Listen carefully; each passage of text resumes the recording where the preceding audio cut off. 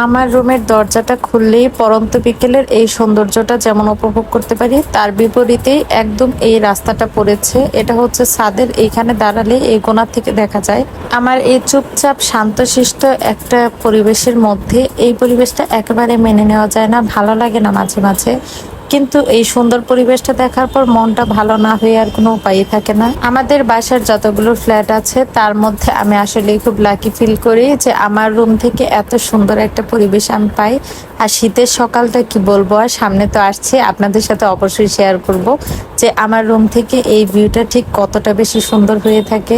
আমি কিন্তু ছাদের রুমেই থাকি বেশিরভাগ সময়, আর এই রুম থেকেই কিন্তু এই ভিউটা পাই। তো যাই হোক, আজকে দুপুরে একটু দই বানানোর জন্য দই বীজ এনেছিলাম, তো সেটাই হচ্ছে আমি কিছুটা রেখে দিয়েছিলাম, এখন একটু টেস্ট করে দেখছি।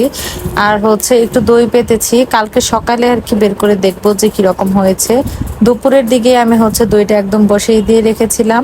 আর এটাতে আমি ম্যাক্সিমাম টাইম দেখা যায় কফি খাই, আজকে হুট করে আর কি একটু হচ্ছে দই বীজটা ছিল, তো সেটা একটু খেয়ে নিচ্ছিলাম।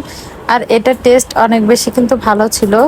আর হচ্ছে দুধটা কিন্তু দইয়ের জন্য বেশ ভালো, আমি জাল করে নিয়েছিলাম, যার কারণে টেস্টটা অনেক বেশি ভালো হয়েছিল।